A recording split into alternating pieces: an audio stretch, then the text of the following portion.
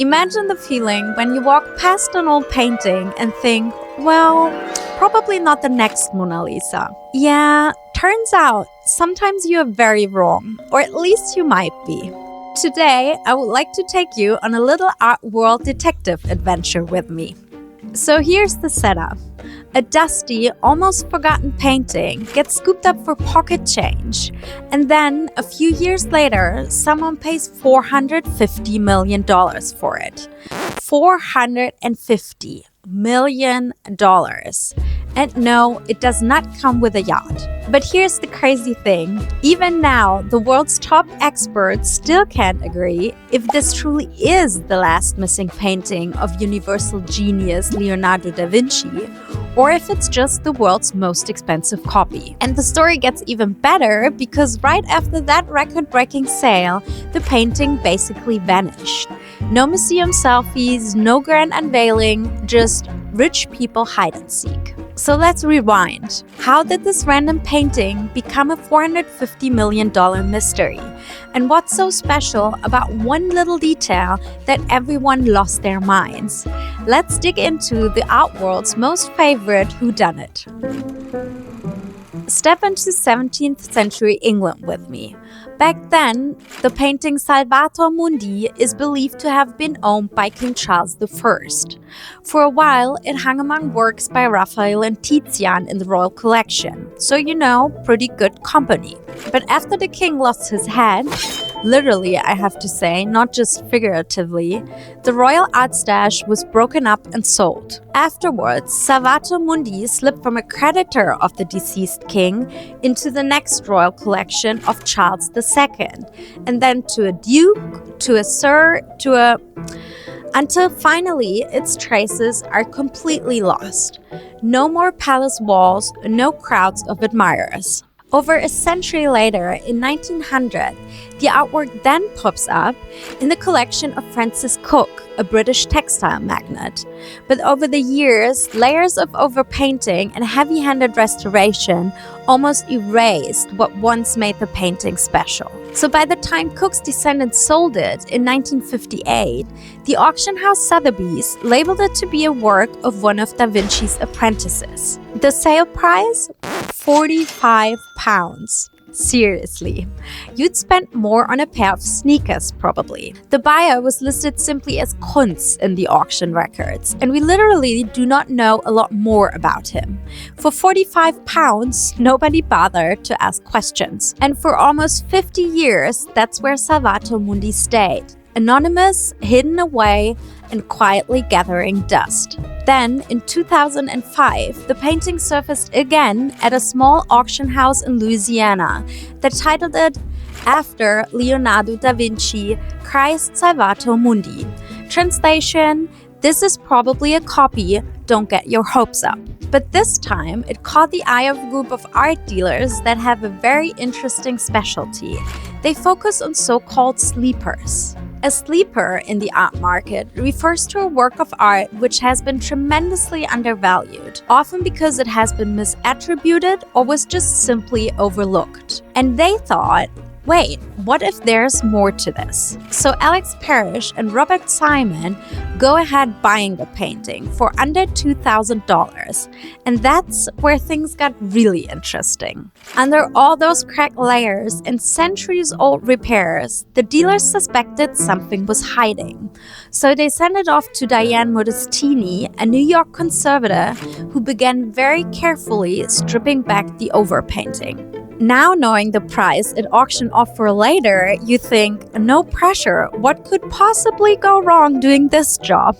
But anyway, as she worked, lost details began to emerge. Delicate curls of hair, a soft glow in the face, the signature sfumato of Leonardo's hand. And here's where the story turns into a full-blown artwork cliffhanger. So after the first careful cleanings and restorations, something starts to jump out. It's not just the dreamy eyes or that super soft Leonardo look, it's the hands, especially one finger, raised in blessing, but not quite like any other in art history. The real breakthrough happened when the conservator brought in high-tech imaging methods like X-rays and infrared scans that experts often use to uncover hidden layers in paintings like this. And with those techniques, she spotted something weird. A ghostly trace of a finger painted in a totally different position. Basically, Leonardo, whoever painted this, changed their mind in the middle of working. Under the surface, you could see the artist had first painted the finger pointing more upright, then shifted it to its final position. Why is that such a big deal, you ask? Because copyists usually just copy what they see. They don't invent new mistakes or fix things halfway through. But artists, especially perfectionists like Leonardo, are always tweaking, erasing, changing as they go.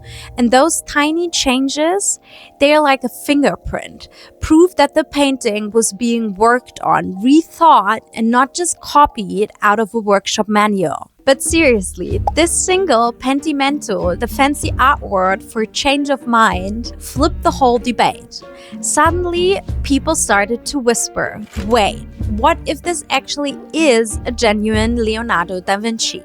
All of this detective work boiled down to the question, is this ghostly finger revealed by 21st century technology really enough to call this the lost Da Vinci? While the pentimento was a major clue, years of research and restoration have, of course, uncovered other details that keep fueling the debate both for and against Leonardo's authorship. Leonardo made sketches for the drapery, for example. The hand sparked an even bigger discussion. Some see Leonardo's unmistakable touch, while others point out awkward, almost unnatural anatomy, definitely not what you'd expect from the guy who basically invented the science of drawing hands. The crystal orb in Christ's hand is another hot topic. Some say its almost unnatural clarity is a sign of Leonardo's genius, while others see it as a mistake no Renaissance master would ever make. And maybe the most striking of all of those, there's Christ's upper lip. Some say it's not just reminiscent of the Mona Lisa, but that Leonardo painted the ultimate cosmic twin, a male Mona Lisa. I mean, talk about dramatic symmetry. But then something truly exceptional is happening. A team of the world's top Leonardo da Vinci experts is brought in to examine the painting. And by November 2011, the National Gallery in London unveils Salvator Mundi in their blockbuster Leonardo exhibition. And there it is, printed in every catalog and shining from the wall label. Christ as Salvator Mundi by Leonardo da Vinci. Why was this such a big deal? Because a museum exhibition, especially at a place like the National Gallery, means international validation. When curators and leading scholars publicly put Leonardo's name on a wall label, they aren't just sharing an opinion. That kind of official recognition instantly transforms a painting's reputation, value, and place in history. In short, a museum attribution can turn a forgotten, dusty artwork into a headline-making masterpiece almost overnight. The art world exploded, as you can imagine. Some hailed it as a miracle discovery, others dismissed it as pure fantasy. But for the first time in centuries, all eyes were on this painting, a lost Leonardo thrust into the spotlight and impossible to ignore. But after the National Gallery show, Salvator Mundi didn't go straight to auction. Instead, in 2013, a Swiss art dealer named Yves Bouvier quietly bought it for about $80 million. So turns out, finding sleepers in the art market can be more profitable than Bitcoin at its wildest. Alex Parrish and Robert Simon turned around $2,000 into $80 million, almost 7 million % profit. Yves Bouvier then immediately flipped the painting to a Russian billionaire for $127.5 million. That's again a $47 million markup basically overnight. If you ever feel guilty about upcharging on eBay, don't. Although I should mention that a very long legal battle followed because of that markup. It's November 2017 in New York City, and Christie's is about to sell the painting, pitching it as The Last Da Vinci. You'd think that alone would be enough for some serious hype, but the way they sold it was next level. Christie's goes full Art World Super Bowl. Before the sale, Salvator Mundi goes on a global tour. New York, London, Hong Kong, San Francisco. People line up around the block. I mean, the last time a crowd like this waited in line so long was Taylor Swift's Eras tour. Everywhere the painting goes, the media lose their minds. Is it really by Leonardo or just a brilliant marketing story? Art critics argue on TV, even Leonardo DiCaprio lined up to see the painting. No relation, but who could resist? And then comes auction night. When the bidding started, the room is packed. Collectors, billionaires, journalists. The auctioneer barely has to say a word before the bidding jumps past 100 million. Then 200 million, 300 million. The audience is holding its breath. After 19 minutes, the hammer comes down at 400 million, which does not include fees, of course. So the overall price is $450.3 million. The room explodes. Someone actually faints. Okay, maybe that's just a rumor, but record broken. The highest price ever paid for a painting by a factor of more than 2. History made. And now the million, or should I say, $500 million question. Who bought it? For days after the auction, nobody knew. The buyer was completely anonymous. The art world went into full detective mode. Journalists, experts, even rival bidders tried to guess who had just spent a record sum on a painting that half the world thought was fake.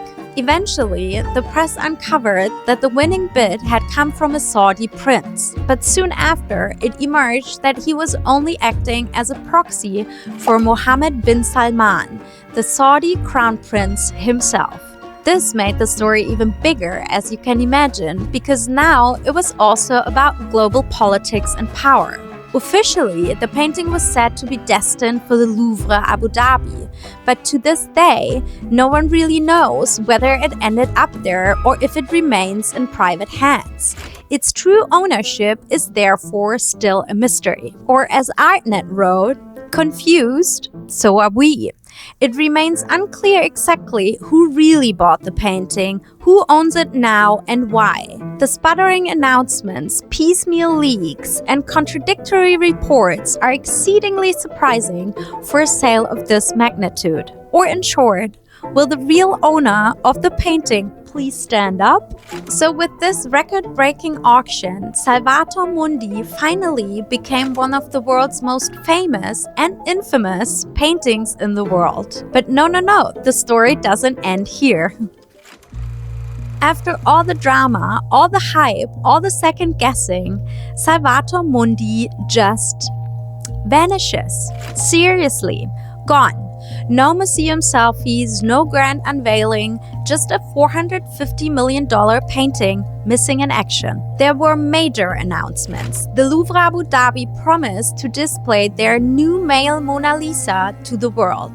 There were headlines, there was a date, anticipation was sky high, and then the big reveal was suddenly postponed indefinitely. In 2019, Salvator Mundi was then expected to appear in the blockbuster Leonardo da Vinci exhibition at the Louvre in Paris.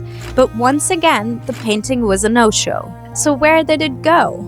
That depends on who you ask. Some say it's locked away in a vault in Switzerland, just a few steps away from stacks of gold and a lot of good cheese.